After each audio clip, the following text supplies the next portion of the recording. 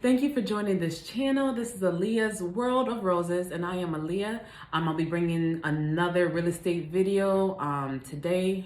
Today's video is going to be about how I studied for my real estate license and what I did to pass on the very first try. I hope this video helps you guys. Like, follow, subscribe, share, all of that good stuff that I'm supposed to ask you to do, so that way I can continue to bring you these videos. So, one, how I studied for my real estate exam. The very first thing that I did was read and reread the materials. There's so much materials that the school is going to give you, and they're all very important, down to the glossary in the back of the books. Everything. You're going to need to know so many terms. So reread the material.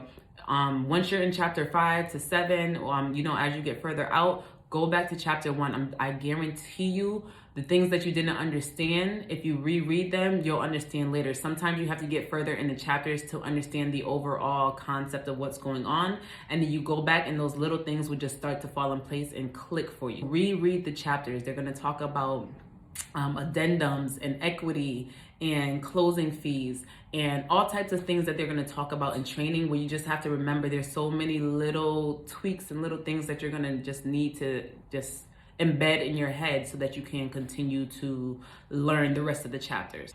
Secondly, you want to listen to short videos. All of the dummy how-to videos on YouTube, on blogs, on podcasts.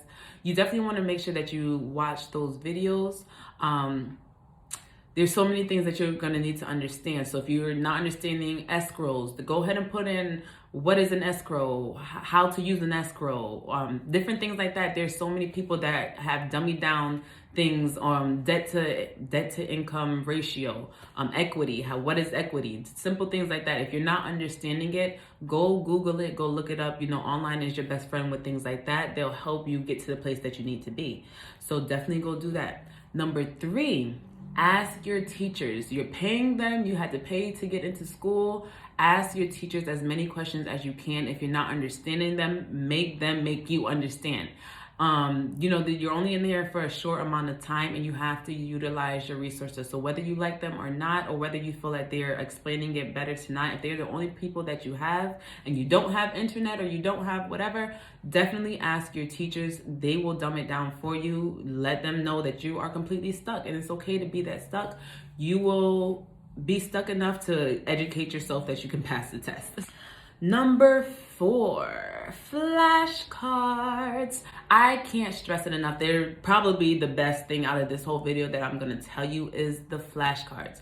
If you don't know what flashcards are, you put the word on one side, you put the definition on the other side so that you know the definitions all day. You practice them. You could do it at work. I was doing it at work all the time, which is it's also perfect because they probably think you're learning terms for their jobs. I do customer service, so I'm answering phone calls all day.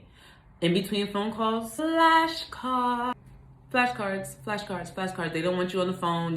Jobs don't want you on the phone. They don't want you doing anything. That's fine. Utilize that time to do what you need to do for yourself to get your goals done. So I would listen on the while I'm chilling with my friends, watching Power or whatever we're doing. I have my flashcards out in between commercials. I have my flashcards out when I'm on my ride to work. If you take the train or whatever, those are perfect times. Anytime that you're not doing something yourself and actually physically doing something, whip out the flashcards. I'm telling you, they are the perfect thing. Also, what I would do on my flashcards is I would put little pictures. So on the ones that I just could not understand or just could not remember, for some reason it would not click in my head to remember what it was, I would put a little picture. Easement. Easement is the right to cross or use somebody else's property, somebody else's land. So for that, I would just make 2 lines like in the road, and I have like a footstep, or I have something that shows somebody else crossing into someone else's land. That's how I would do that. So even pictures, whatever you need to do to understand and remember the term, do it. You want to do process of elimination. Understanding those terms will help you eliminate those other answers, therefore you can pass the test. And lastly, number 5, 10, that's 10. Number 5 is the practice test. I used to do the practice tests all the time, and I was doing them wrong in the beginning, so I'm just going to give you my little insight on how I do the practice test, or how I did the practice test so that I can pass. So you can't expect your practice test to be exactly like the exam. If that's what you're thinking, if you think, oh, I passed all my practice tests, I'm definitely gonna pass the exam. The practice tests are nothing like that. They're actually simplified. So they are the answers, they are the questions, excuse me, that would be on the exam, but they're simplified, they're less words, they're very simplified for schooling purposes so that you can understand the concepts. The questions on the actual exams are way more in depth. So once again, it comes back to knowing your terms. If you know your terms, then you'll be able to eliminate certain answers and pick the right one.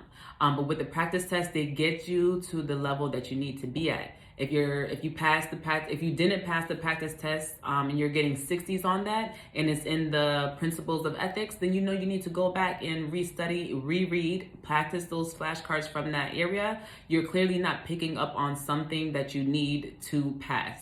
Once you're passing those tests all the time, then you want to then you'll know that you're ready, or you'll know what you'll need to go back and study. So that was the best thing with the practice test.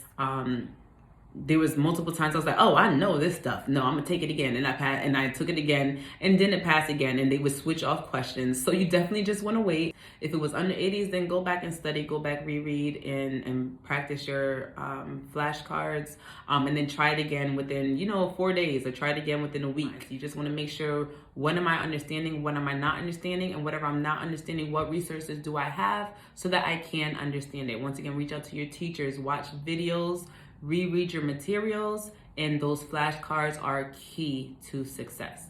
I will put my realty school down in the link below if you are interested in doing Freedom Trail Realty. Once again, I feel like they were pretty good, especially for somebody like me who works a full-time job, who didn't have time to go into classes and do those things.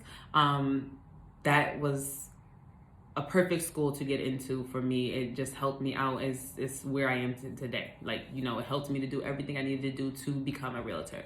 So that school was definitely good. Once again, you need to look per your state. You don't want to find a school that's outside of your state and then it doesn't have reciprocity. So you want to check that as well.